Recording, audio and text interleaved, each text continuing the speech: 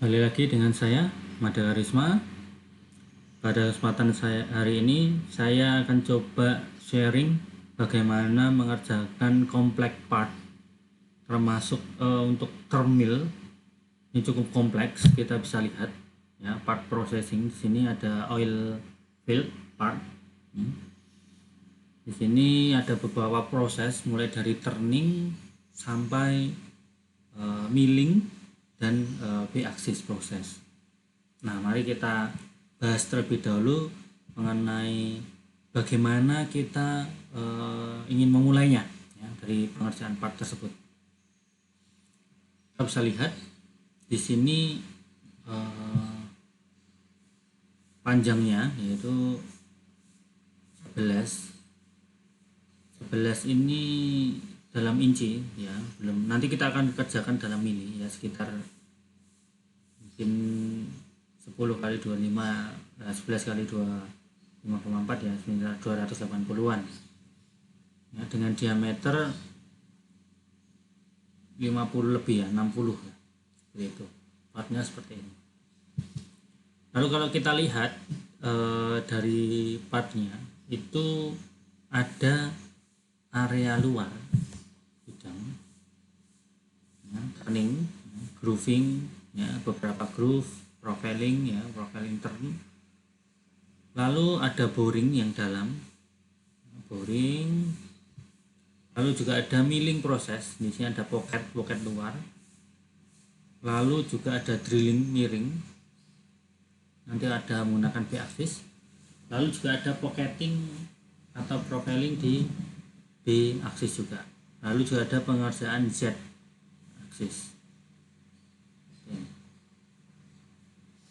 Oke, kita mengidentifikasi dulu secara fungsi bagaimana kita harus mengerjakan di main spindle terlebih dahulu, baru ke sub spindle gitu ya.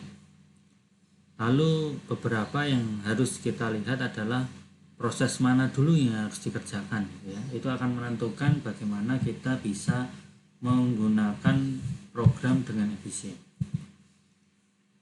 Nah, contoh ini adalah gambaran mesin yang kita bisa gunakan. Yang pertama, kita bisa gunakan dengan full turret, tetapi untuk B-axisnya sulit untuk bisa dikerjakan di turret seperti ini ya, karena dia murni hanya 90 derajat untuk X-axis dan Z-axis, lalu B-nya belum ada ya. Lalu juga dia didukung dengan tailstock sebenarnya. Jadi praktis ini untuk thermal tapi tanpa B-axis. Nah, kalau kita menggunakan header seperti ini kita bisa rotate sebenarnya ya. Jadi bisa melakukan pengerjaan di B-axis. Lalu juga ada turret di area bawah untuk pengerjaan di sub spindle gitu ya. Jadi ada double spindle, lalu ada turret, lalu ada spindle header. Nah, lalu ada yang ketiga di sini turret, tapi turretnya bisa rotate ya, kita bisa lihat di sini turretnya bisa rotate. Nah, partnya yang akan dirotate adalah semua keseluruhan dari isi turret di sini. Nah, biasanya ini terjadi biasanya limit ya. Ini untuk dikerjakan di biasanya limit, sebenarnya paling efisien yang ini. Nah, ini ada multi turret berarti ya, ada dua turret tapi turret atas yang bisa dirotate, turret bawah yang fix untuk X axis dan Z axis untuk pengerjaan di main dan sub spindle. Nah, ketika kita tidak merencanakan sesuatu atau butuh persiapan, ya pastinya kita akan fail dalam rencana kita. Makanya kita harus bisa membuat suatu strategi. Nah, ini salah satu detail gambar yang akan kita kerjakan. Ya, kita akan gunakan gambar 3D terlebih dahulu. Nah, ini ada specification untuk tipe mesin. Misal saya menggunakan Multus B200 gitu ya. Dia ada C tailstock, ada W opposing spindle, swing over, lalu Z axis, X axis, Y axis, Y axis, C axis, dan P axis.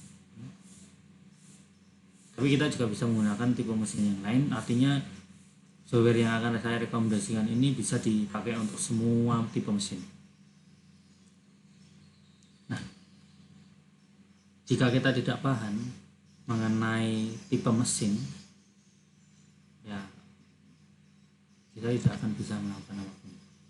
Nah, bagaimana kita bisa berekspektasi terhadap mesin tersebut?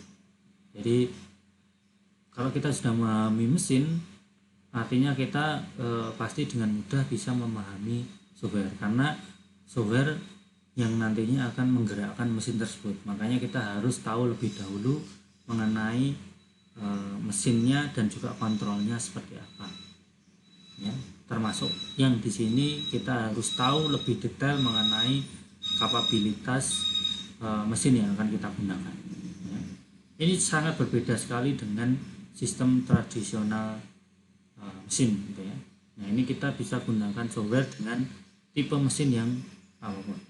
Nah, mengenai tooling system, di tooling kita juga harus tahu bagaimana kita juga harus paham mengenai tool yang akan digunakan, sehingga kita akan bisa lebih efisien dalam mengerjakan suatu benda tersebut, gitu ya.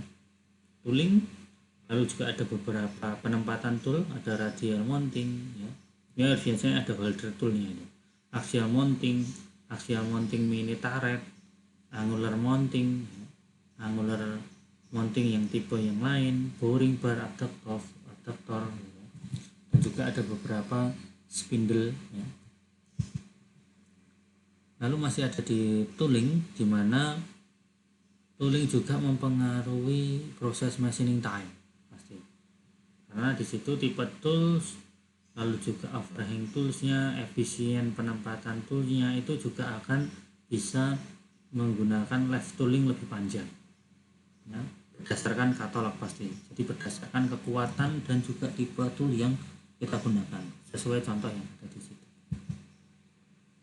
Oke, goalnya apa? Dimana kita bisa produce part itu lebih cepat, toolnya awet, mesinnya juga awet. Lalu juga kita bisa mendapatkan cutting data yang lebih akurat, sehingga kita bisa memaksimalkan tools tersebut. Kita juga harus tahu secara detail mengenai tool dan limitationnya. Tool mempunyai beberapa batasan, ya, untuk pengerjaan proses tertentu. Artinya di situ kita harus bisa memaksimalkan tool yang akan kita gunakan. Nah, ini beberapa tools, misal ada groove, ya, yang kita bisa gunakan. Lalu area mana nih yang sebenarnya yang sangat vital dan juga detail? Mari kita lihat. Contoh, ini ada mesin masak. Kalau kita lihat di sini ada mesin turning, lalu ada mesin milling. Di sini akan jadi dalam satu mesin itu ada turning dan juga milling termasuk di axis. Itu adalah penggabungan dari mesin turning dan mesin milling. Lalu secara aktual ini lebih, ya, mengenai tipe mesin, ya. Itu mulai dari milling, ya, milling toolchain dengan tipe yang lain, turning, ya, mungkin untuk rotary, ya, beberapa tipe, ya, ini beberapa tipe milling, dan ada turning. Lalu di sini ada termill. Lalu bagaimana kita harus bisa menjalankannya? Bagaimana konsep menjalankan itu, maksud itu? Lalu yang tidak kalah pentingnya adalah rope holding, di mana kita butuh pencekaman yang cukup bagus di situ. Ya, pencekaman yang cukup bagus. Artinya kita bisa lihat tipe-tipe seperti ini kita butuh suatu cekaman yang bagus, sehingga kita bisa menghasilkan produk yang bagus. Lalu seperti fast driver ya. Fast driver artinya di situ semua dengan menggunakan fast driver, artinya untuk profil itu dalam satu kali proses, artinya setupnya tidak perlu bermacam-macam. Di sini ada main spindle yang dengan fast driver dan tailstock untuk bisa kita ambil senternya ya, sehingga semua proses akan bisa dikerjakan dalam satu setup ini. Lalu juga ada 2, 3, 4 jaw chuck ya, ada 3 jaw chuck, 4 jaw chuck ya biasanya, atau 2 jaw chuck ini. Lalu ada P jaw yang biasanya akan lebih akurat untuk bidang area yang sudah terfinish biasanya. Lalu mengenai hard holding, kita bisa lihat ini pencekaman dari sumbu samping ya. Ini adalah clamping main spindle-nya. Ini spindle jauhnya, yang ini benda kerjanya. Nah, ini perhitungannya untuk putaran atau N itu 1000 V ya, 1000 V dibagi PD, sebenarnya 1000 CS per PD, 1000 CS per PD. CS itu cutting speed. Nah, cutting speed itu diambil dari tools biasanya ya. Cutting speed diambil dari tools. Lalu P-nya itu adalah biasanya 3,14 atau 22/7. Nah, itu per diameter. Lalu D-nya itu diameter benda kerja yang akan kita machining ya. Jadi semakin kecil diameter benda kerja yang akan kita machining, putaran spindle-nya juga akan semakin tinggi. Nah, itu konsepnya. Lalu untuk programming part di sini, ini partnya adalah oil fill part seperti yang saya jelaskan. Tipe mesin nanti kita bisa gunakan dengan tipe Takuma, ada DMG, ada Mazak, ada dan lain sebagainya. Untuk tool system kita bisa gunakan Capco C6 Toolings. Untuk ball holding standar 3 jaw chuck 15 inch, main spindle-nya 12 inch. Untuk sub spindle-nya dengan jaw chuck. Nah, untuk spesifikasi mesinnya itu nanti kita bisa gunakan seperti ini ya, dengan B axis ya, personality only.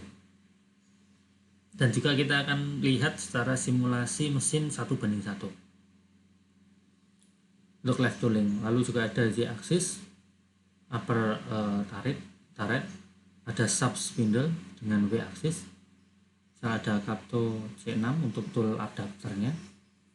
Lalu juga kapasitas untuk tool chain-nya ada 40. Lalu untuk informasi yang lainnya lebih detail nanti akan saya sampaikan di demo. Mungkin saya akan split dengan yang di sini. Jadi ini presentasi terlebih dahulu. Nanti secara detail bisa dilihat di video selanjutnya. Mungkin itu yang bisa saya sampaikan untuk mengenai termil dan juga B-axis, konsep machining dan apa yang harus kita ketahui, yang harus kita pahami mengenai khususnya proses termil. Oke, terima kasih.